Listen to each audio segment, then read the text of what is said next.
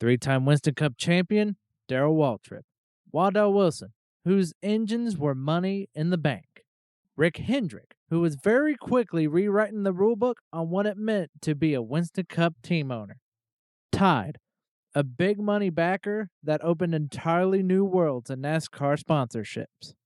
It was billed as the Dream Team.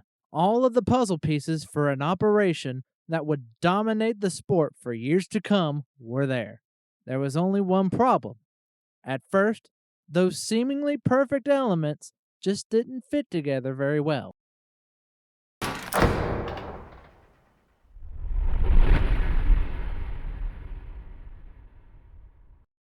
Despite the fact that they won 3 Winston Cup championships together, Darrell Waltrip's decision to leave Junior Johnson and Associates had been simmering for a year or two. When Rick Hendrick came calling with an offer, the fuse was lit. This was as old school gets, versus an upstart who was in the process of forever changing the way the sport operated. What happened in '86? Our cars were just not that good. We struggled in '85. We only won 3 races, but I was consistent and I won the championship. I beat Bill. '86, the cars were they were slow, and Junior had convinced himself and most of the guys on the team that it was me, that I wasn't pushing the button, that I wasn't driving hard anymore, that I'd gotten hurt a few times. I was scared. Blah blah blah blah blah. I'll never forget, we were at Wilkesboro and I was racing Jeff Bodine, and I was trying to pass him. And I came on the radio and I said, Hammond was a crew. I said, Hammond, go down there and tell that bunch of knuckleheads that if he doesn't get out of my way, I'm putting him in the fence. And Junior came on the radio and he said, boy, you wouldn't put a piss hand in the fence. And, I mean, just Wow. like that. Yeah. And that 86 year was just that way. All that was left for DW to do was to sit down with Junior Johnson and tell him. I'll never forget. I went in, I told Junior, I didn't want to leave. Even as bad as things could have been or might have been, I didn't want to leave. I loved it there. It was home, and I'd had so much success there. And Junior was in his office one day, and I walk in, and he got my glasses on, and like that. I said, Junior, I said, got a minute? What do you want, boy? I said, I got a call from Rick Hendrick. Well, Junior didn't like Rick Hendrick. I got a call from Rick Hendrick, and he said he had a deal that I might be interested in, and he wanted to hire me and said he'd pay me $500,000 salary a year. And it got dead quiet. And I said, so what do you think? And he looked at me and he said, boy, you need to go take that deal. And that was the end of our relationship. That was in like May, June, maybe July. Was it really that early? Oh, yeah. And what was funny was I just was telling him, I'd gone to work there, and I'll never forget when I signed a contract with Junior, paid me 50% of what I won and a salary of $150,000. That was my salary. And so I never asked for a raise. Junior always said, I can't pay you a lot of money, but you're going to win a lot of money. So it's really up to you how much money you make. And so I thought, well, I've been here 6 years. About time I should maybe get a little raise. Anyway, I thought Junior would come back and say, I can't do that, but I can do this. But he didn't. I think it was Rick, and it was just the timing of everything, and it just didn't turn out well. And I'll never forget, this is before cell phones. So I walk out of his office and say, oh, crap. Man, I got to call Rick. I got to get him on the phone right away. Telling Junior was one thing, but telling crew chief Jeff Hammond and the rest of the crew was something else altogether. Darrell and Junior were the ones who got their names in the paper, but it was the guys who actually worked on the car who made all that success possible. A couple of weeks go by, and I'm go up to the shop. We're getting a car ready to go somewhere. I don't remember where. And Hammond and all the boys are working on the car, and I'm going to get my seat fitted and all the pedals and everything. So I'm sitting in the car, and they all come around the car, the whole team. And they said, why didn't you tell us? Wow. Why didn't I tell you what? Why didn't you tell us you were leaving? I said, I'm leaving? Well, I didn't tell you because I didn't know it. Yeah, Junior said that you came in the other day and said that you were going to work for Rick Hendrick, and that this was your last year. And man, that floored me because I hadn't said anything. Nobody had said anything. Rick hadn't said anything because I told Rick I hadn't got things worked out yet, and I don't know for sure, but maybe I can do your deal. Whispers about the deal began to circulate in late April of 1986 and became so prevalent that somebody on the Johnson/Waltrip crew posted a handmade sign just outside its garage stall. We don't know nothing about nothing. The Waltrip Hendrick Wilson Super Team was confirmed June 26th of that year, and 3 months later, Waltrip won his final race with Junior on Junior's home turf, North Wilkesboro. At that point, Darrell trailed Dale Earnhardt in the Winston Cup standings by 122 points, with just 4 races remaining in the season. Capturing his 4th championship would be an uphill climb, but doable. According to Darrell Waltrip, however, that was not going to happen. That knew Junior really, really well. That Junior went in the shop before we went to Atlanta and told the guys, do y'all really want him to win the championship when he's leaving here next year? You want to help him win the championship and he won't even be here? And they all looked at Junior like, what are you talking about? And Junior said, I'll tell you what we're going to do, boys. We're going to go up to the house up in the mountains. We're going to pick up sticks. And y'all let that car set. And I don't know if that's true or not. I never heard that before. It floored me because I never thought about Junior being that way. But I did hear that from some reliable source.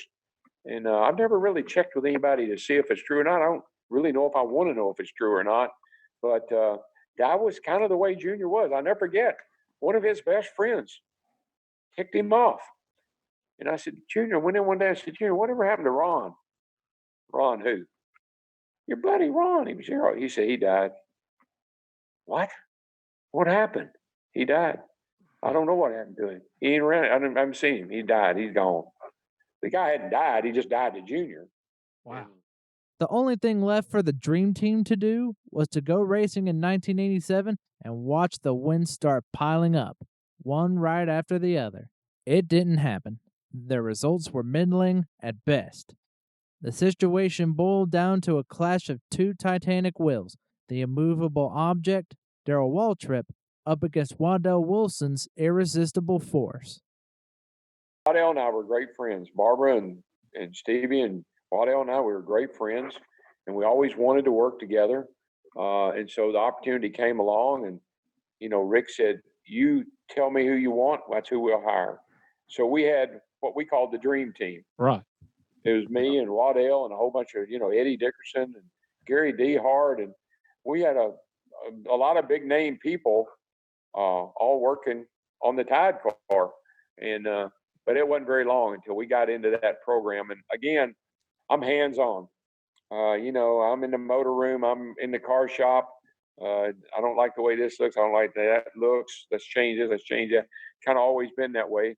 I know what it takes to be successful.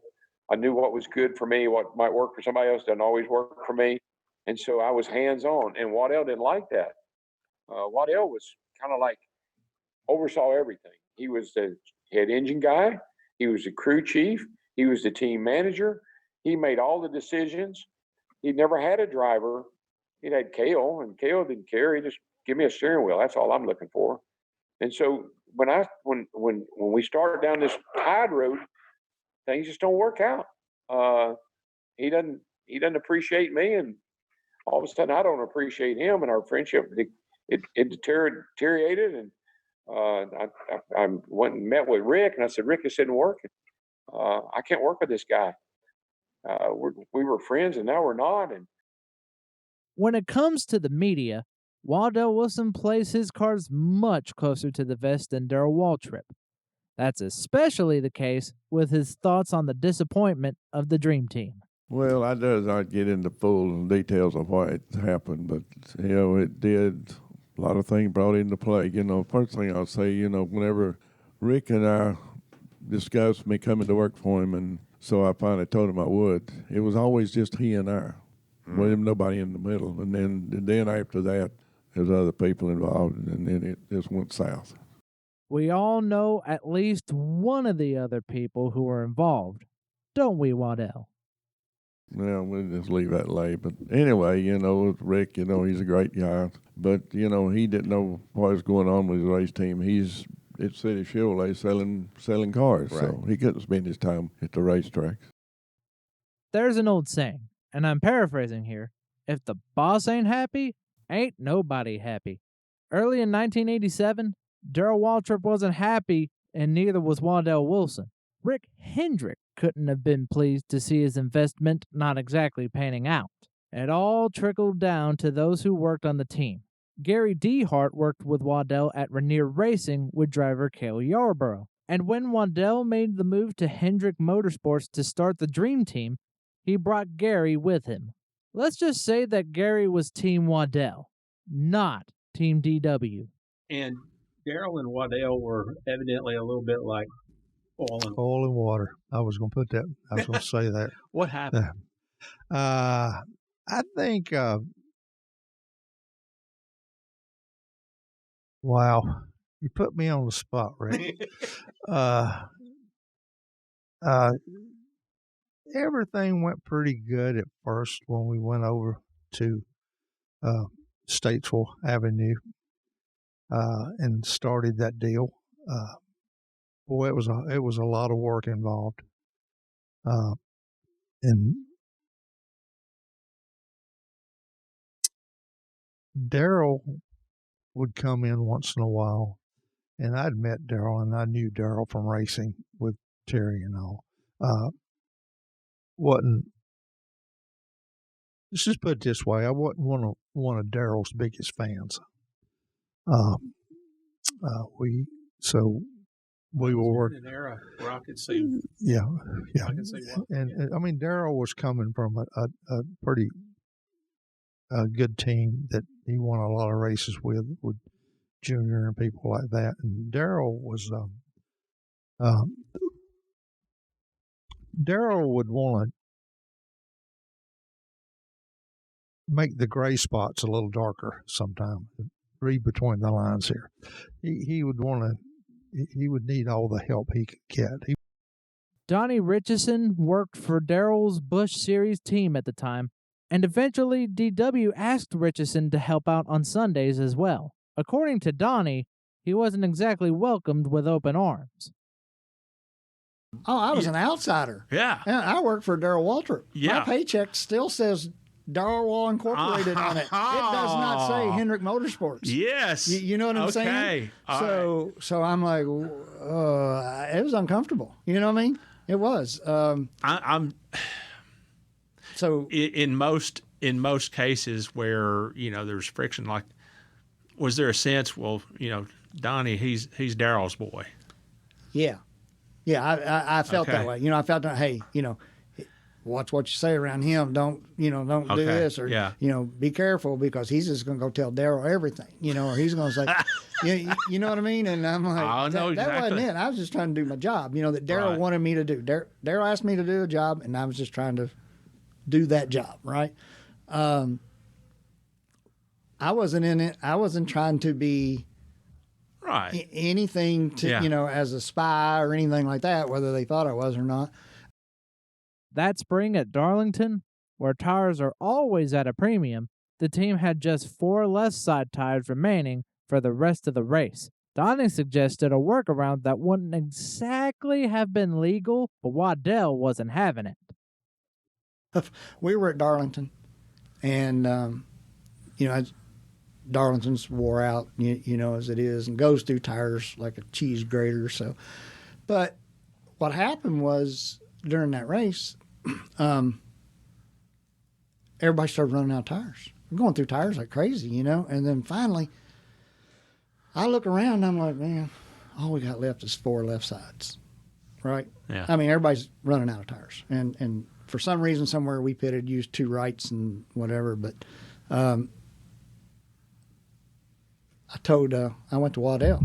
I said, hey, all we got's 4 left side tires left. It's getting right down to the end of the race. But I said, what do you want me to do?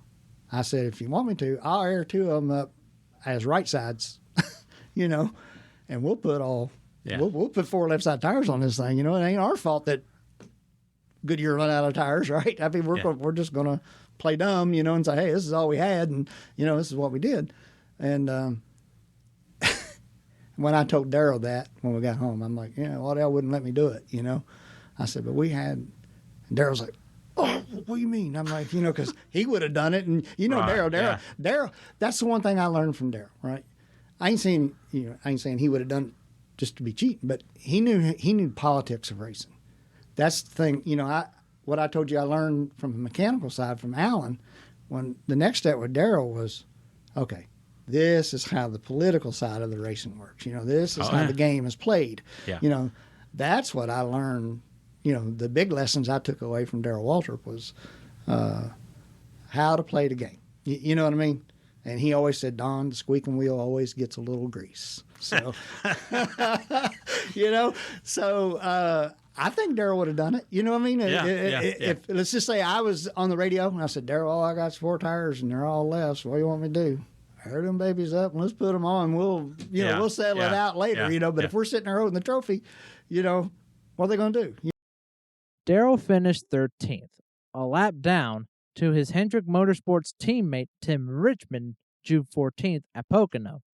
4 days later, a change was announced. Waddell Wilson would still be with the team, but as team manager.